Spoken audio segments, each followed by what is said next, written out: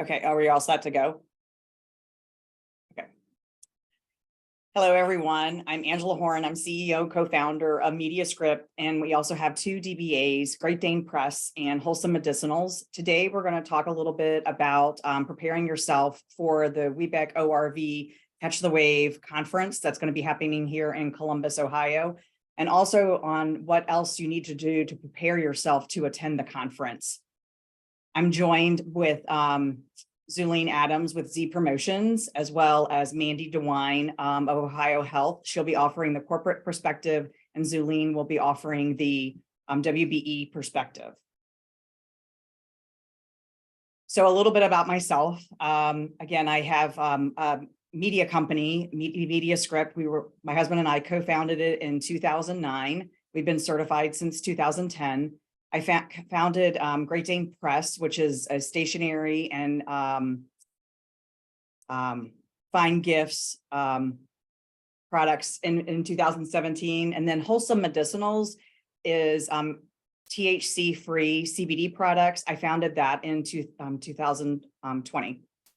I am this year's WBEC ORV Star of the Year for the region. I've also been the WBEC ORV WBE Advocate of the Year in 2013, as well as in 18.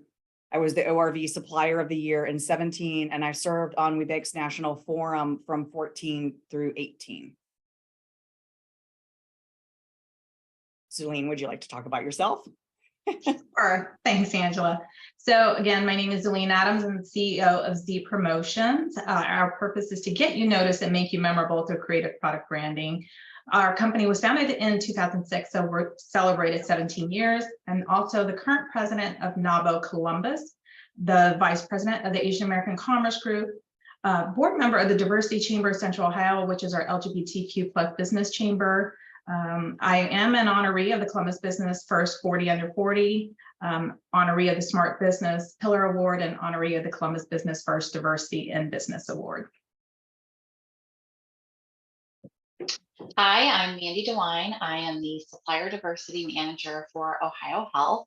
I have been in healthcare since 2017, and prior to that, I spent several years in corporate retail sourcing. Here at Ohio Health, I manage our system-wide supplier diversity program. Part of that has included a few speaking engagements, and I'm excited to tell you more about this from a corporate lens. So a little bit about today's agenda. We'll just sort of give you a high-level overview of what's WBEC, as well as WBEC ORV, perfecting your pitch, which is always a good thing to do before you attend conference if you haven't done that already, as well as the importance of having a capability statement and video on your website, and then your online digital presence, as well as creating a target list and marketing process, once you attend, before you attend the conference, as well as while you're at the conference, and then when you leave the conference, what you should be doing. So WBEC is the largest certifier of women-owned businesses. It was founded in 1997, and the headquarters is in Washington, D.C. There's, as you can see by the map, there's 14 regional partner organizations, and our region comprises Ohio, West Virginia, and Kentucky. There are over 18,000 certified WBEs now, as well as over 550 corporate members that support WBEs and the initiatives. Here's just one little fun fact I pulled from WBEC's site. It just shows a little bit about, the presence that it has for women business owners, as well as, I'm not sure if all of you know that you're able to use the certified WBEC logos on your website, marketing materials. Zuline can speak to this as well, on your, in your email signature, your business cards, all of those things. The WBEC ORV region has a little over 1,000 WBEs right now. And as you can see, it's Ohio, West Virginia, and Kentucky. And I'm excited to share that this year's Catch the Wave is going to be in Columbus, Ohio. It's mine and Zuline and Mandy's hometown. And Zuline, I know you've been on the host committee. Would you like to share a little bit about that? Yeah, so we have some really exciting activities for everyone to participate in. So just depending on where your interests lie, or maybe you want to do a couple of the activities. But the first one being highlighted is the high tea. So just go ahead and imagine, coming in with your big pretty hats and your white gloves, ready to be treated to, a day of decadence with the high tea. And then we also have a Short North walking food tour. So this is really cool. The Short North area is a fun area here in Columbus, really hip, and you'll be able to try several restaurants and their food. And then finally, there's a brewery tour. So for those who like their libations, you can definitely sign up for that as well. And same thing, it'll be a little bit of walking involved in that. So it'll burn off some of the calories from, what you go ahead and try. But we highly recommend you doing one of these activities. It's a great way to network and get to know other folks in a really casual setting versus being what we're going to be doing in the conference where it's, a lot more professional setting. So it's good times and easy conversation. And Mandy, I know you spoke about there's a shoe store in the Short North, correct, where you can get some comfy walking shoes? Yes, Soul Classics is in the Short North. It's a little north. I would say it's midway through the Short North, but it is a minority-owned business as well. So they have all the hippest new sneakers, but definitely a good stop on your time in Columbus. Yes.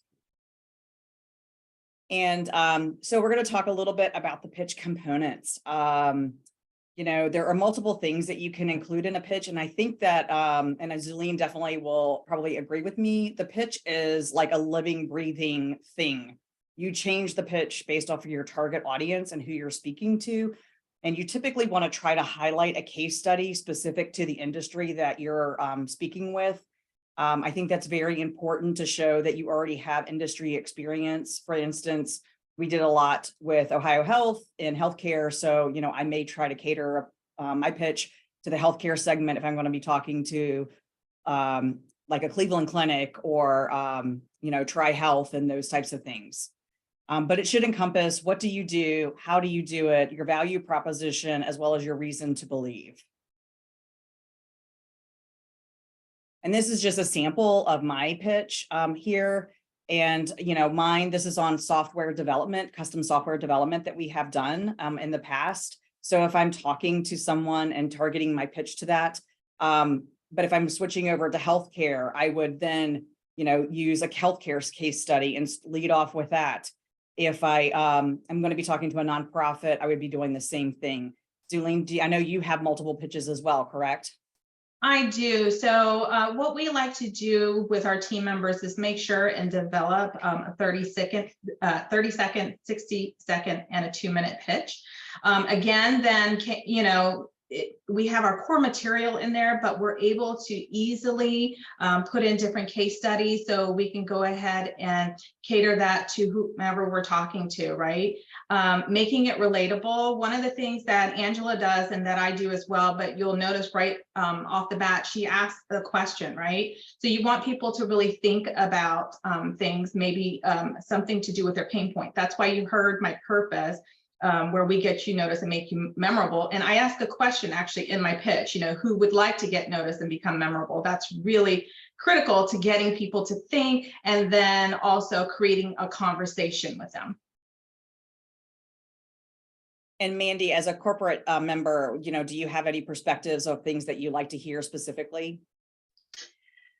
I like the focus. So I really know what your company's offering. So I can help direct you toward the right category manager or really let you know when there may be an opportunity. It helps to narrow down the scope versus a broad, like, well, maybe sometime, but what do you really do? Exactly. And then And the I would same like thing to add, Angela. Oh, I'm sorry. Go ahead. Just making sure that you include your value proposition because Mandy is going to hear from a zillion different promotional products companies, as myself. So, making sure that she understands what we do differently to make ourselves stand out. Absolutely. Correct. Yes. And then the capability statement is basically the same thing, but just more in a paper form. It's more like your company's resume.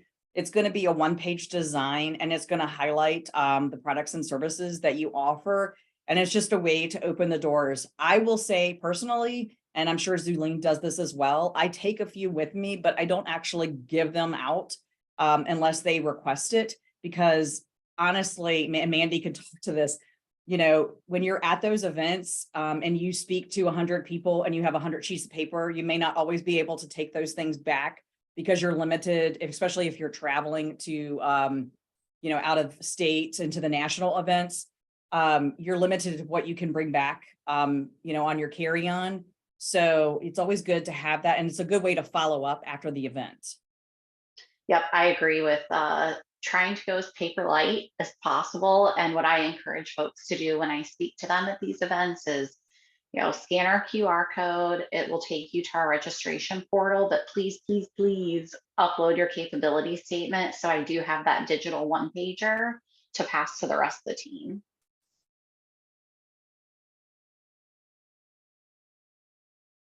And these are just some of the things that you should include in your capability statement. Is a little bit about your company information, maybe when you got, how long have you been in business, you know, your website, your email address. I'm sure Zulene does this as well. I actually put my photo on mine, you know, so that because it's easier to remember a face. You may not always remember the name and the company, but the face you could typically always remember. So definitely have that professional headshot. You know, you know, it's definitely worth that investment to have that professional headshot, because you want, if you're going to be a small company, but you want to play with a big fish, you need to look like a big fish. So, you know, you do need to invest in that. It has a little bit about your NAICS codes and your UNISPC codes. There's so many acronyms, as well as your service and products offering. Some samples of clients and maybe the industries that you're in, as well as certifications and contact information, is very important and vital to have on that document. And then I believe the next slide may even have a sample of one, which is mine. And again, you can see I have my photo on there. In my opinion, white space is good. And I have some case studies, little samples of things that we've done, as well as, you know, the areas and industries we serve. Zulene or Mandy, do you have anything that you'd like to add? No, I think you've covered it really well. Okay.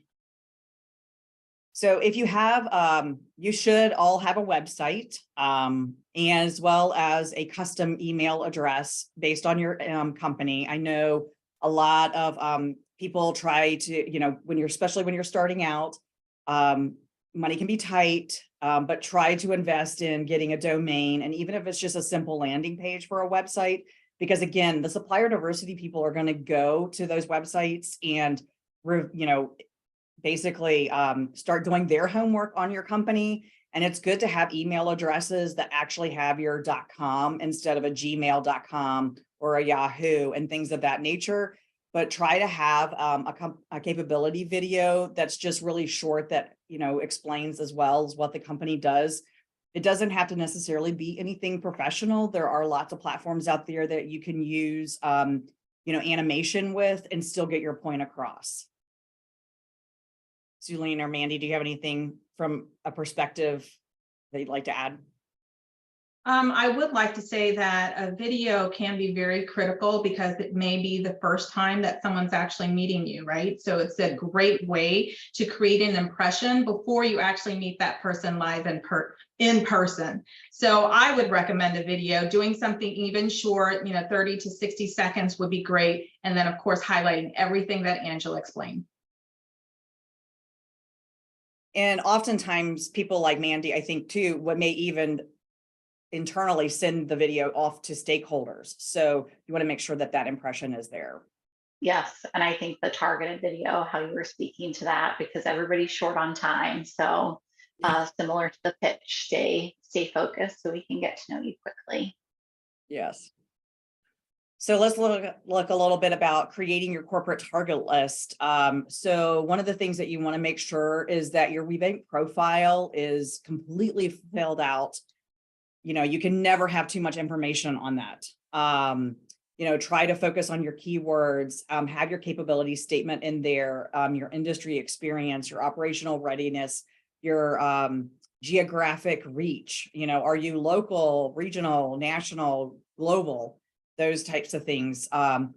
So I know, Zuline, when you're looking at creating your target list, and you're looking also internally at what your company has on their profile, as well as then trying to create the target list for your corporates, you're trying to make sure, I'm sure, that there's a good match and synergy between the two companies, correct?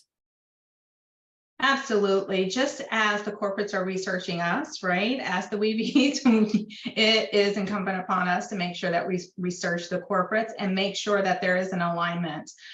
We don't just align with the fact that somebody can do promotional products, right? Anybody can do that. We also look beyond that, just looking at what the corporate strategies are, what are their mission, vision, values, and see if there's alignment there. If there is, then that's a stepping off point of building a really strong relationship. And I would add, as you're looking at the targets, or sorry, I might be jumping ahead, but research us as well, because there have been several events that I've attended pre this role as well, where Ohio Health, are you an insurance company? So if you're taking the time out to target us, please know what we and other corporations do as well. Yes, most definitely. Yeah. You definitely want to do that. I know even like L Brands has that difficulty because, their name doesn't state what they are. Ohio Health, you can sort of understand, okay, maybe they're in insurance, maybe they're healthcare, but it's so quick. You got your phone right there on the floor. Just quickly Google it. Even if I know at this year's past national conference, I was there at the corporate roundtables and someone suggested that I go over to speak to another company, and they weren't even on my radar. So I quickly got in the corner in between the moving of the tables to research at least what industry are they in, what can I talk about, those types of things. So when you're creating that company target list, you also want to look about your company presentation. And then when you're going to have that one-on-one with them, that is a feature at the regional conference as well as at the national conference. You want to sort of create, and I'm sure, Zuline, you do this as well, just like a 3-4 slide presentation that you can have on a tablet or phone, so that you can talk to that when you're at those roundtables or you're having those one-on-ones. You want to talk about and highlight a little bit about your capabilities and capacity, your footprint, geographic footprint, as well as the markets and industries that you serve, and then highlight a case study that typically is in that industry, again, that you're speaking to, because often it's easier to get work in an industry that you already have a track record. And I believe Mandy and Zuline, you can talk about that a little bit as well. I agree. In terms of being prepared, that's probably one of the most important things. Research, and then, prepare a great presentation. Again, make it succinct. They don't want to sit there and look at something that's long and drawn out. Typically, there will also be other people around, so they may be curious and also just listen in. So make it easy for them to listen in on as well. But with that said, even if you don't have experience with a certain industry, definitely highlight your capability in being able to work with them. Just because you haven't worked with them before or somebody in their industry does not mean that you can't do the work. So don't already take yourself out of the running. So be prepared and give them some high level ideas of what you are able to do for them. Figure out what their pain points are. That's why I say research is really important. Even though you may not know the specific pain points to them, look at the industry as a whole and come up with 2 or 3 things that, in some research, I've discovered this, that, and the other. And, this is how our company can deliver a solution for that. And then just ask them, is this also a pain point for you? So that way they understand that you are able to step up to the table. Yeah, I agree with all of that. I think you outlined it very well.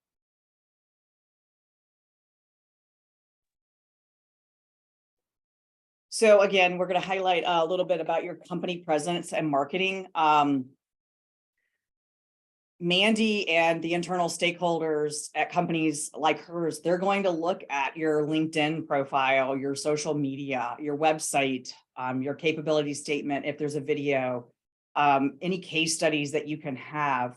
That's going to be critical to, try to get that meeting with the internal stakeholder and have that door open for you. I think that you really have to make sure that you have a good online presence. And that you're not posting, you got to be very careful about what you post these days, and, make sure that everything is sort of, neat and tidy in that little package. I hope you guys agree with me. I wholeheartedly agree with that. And Mandy is nodding her head, so I'm sure she agrees with that as well. I mean, we're not trying to sit there and say you cannot have a presence online, but just be aware that people are looking at it. Just as, many of us as employers will, we'll do a little research on a potential candidate for a new employee, same thing, other companies will do that on us as well, not just our business. So don't think that they're just looking at your business. They'll look up your profiles as well.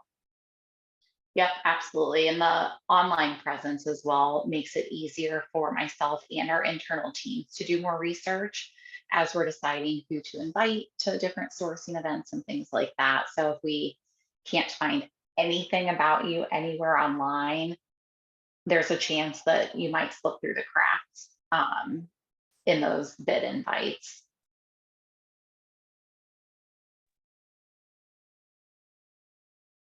So it's important to do your homework and get engaged. We talked a little bit about, finding out what's important to them. If you're going after a certain target industry, what's their pain points? Zulene, hit that on the head a little earlier. How can you improve upon that? What's their business and culture like? And does it align? Not every client is going to be the right client for you. We learned that early on in our journey as a new business. Initially when you start out, you think you can take on and get any client and they're going to be the best client in the world. And you quickly realize they don't align in values, and they don't align in culture, or they're taking advantage of you and your time and your generosity. So you have to figure out, sometimes you have to fire a client. Show up and also support the RPO. You have, in order to get a seat at the table, you also have to be seen at these events, and volunteer your time and experience to those that are new, that are coming in. But I think let's go back maybe a little bit and highlight some more about when you do the homework. There's so much information. Like, let's say, Mandy, for instance, there's so much information on Ohio Health's website of their business culture. You can read press releases and find out where things are going in the coming year, 5-year, 10-year plan. And I'm sure, Zulene, you've seen that as well as you're researching customers. Yeah, there's a ton of information available about us online. And I think as you're doing your homework outside of who are we, if you can't service our vast regional footprint, because we do cover 50 counties in Ohio now, where can you serve us? And what do you think, where you could fit in and help with some of our pain points and things like that. So just really understanding, what the possibilities are and how big the client is that you might be targeting. Also look at the events that they attend, not just looking at the WeBank ORV or WeBank events, right? See what they've done in the past year. That's something our team does before we go to any show or before we're preparing for a meeting, is we just really try to get to know that person that we're prospecting or that company that we're prospecting, because alignment is key, especially when it comes down to doing business. Just as what Angela said, if they are not, it doesn't mean it's wrong, but if they're not in alignment with who you are and what you're about, then it's just not going to make sense in the long run, and it's going to be much more painful. Nobody wants to have to fire anybody on either side. We want to make sure that all the relationships that are developed that they're effective and that there was reciprocity there, right? Because it has to be a give and take situation. And you want it to be long lasting. So you don't want it to be something short term. You want to make sure that, this is something that's going to last over a long period of time. Absolutely. I would say not only what they attend, but what they might sponsor, because we sponsor several events throughout the year across a gamut of organizations and activities.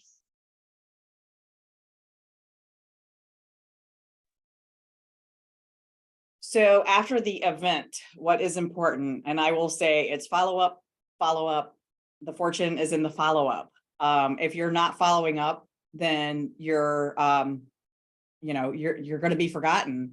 And sometimes it could take, 2 or 3 times and you get a response. Other times it could take 7 or 8. And I'm sure, Zulene, you have seen that. And then also, sometimes you may get a no, but it may not be a no, not right now. A lot of the larger companies have cycles where they, go out and get things. So, if you're in janitorial services, that could be a 5-year contract.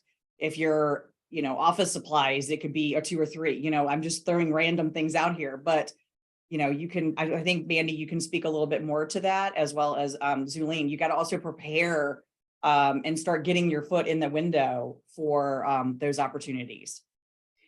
I agree, especially with large organizations. We are on a very, cycle with our agreements and how often things go out to bid, especially in, a healthcare service line. We may have to push things out depending on what's going on, with healthcare in general at the time. What do the different teams' capacities look like? But I like to use the not now, but when versus a no.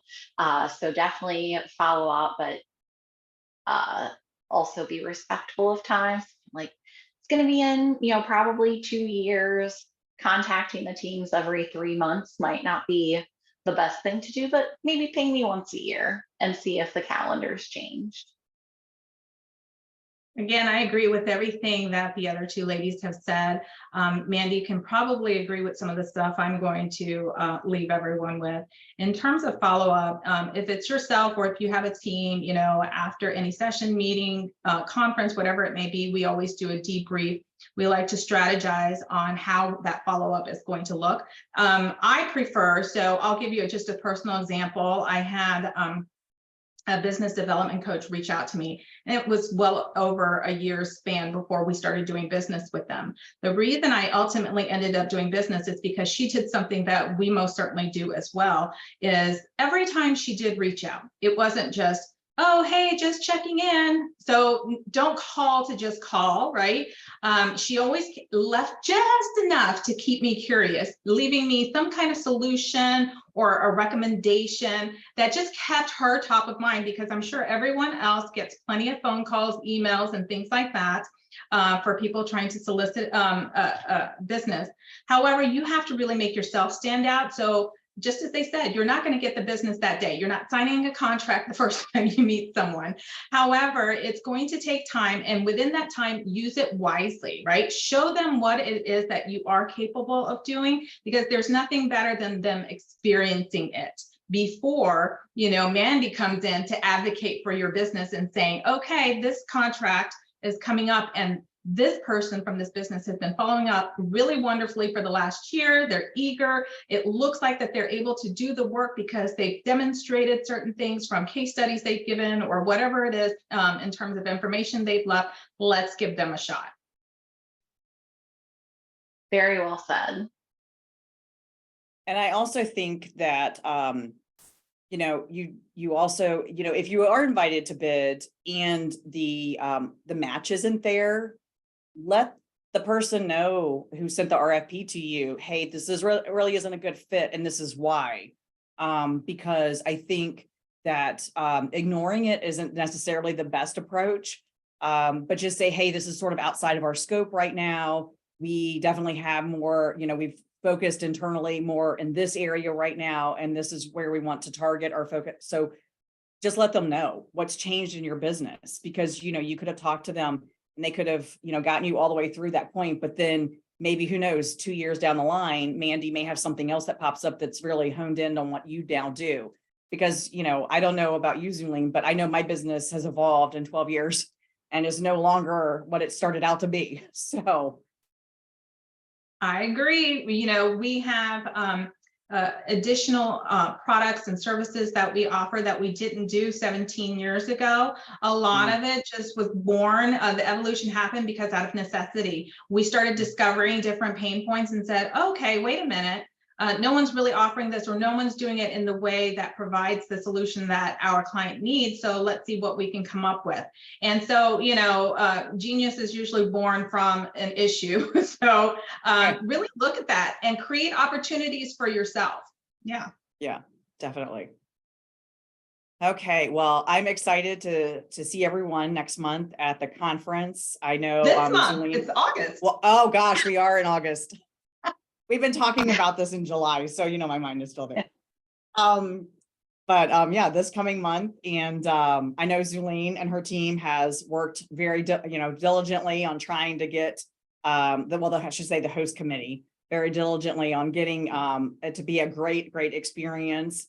Hopefully you'll come into Columbus and take in all what the city has to offer and the good food that is around here, as well as maybe even visit our zoo. So we look forward to seeing you all, and we are looking forward to a great time. Also, we should throw in there about the Trailblazer dinner and awards banquet. We have a great Trailblazer this year, and Dr. Lisa Hinkleman with the Rocks ruling our experiences. That's going to be, I just can't wait for everyone to meet her. The first time I heard her speak, I just knew that she, was a pioneer and a trailblazer in her own right. So. Looking forward thank you very much. And looking forward to seeing everyone there. Yeah, absolutely.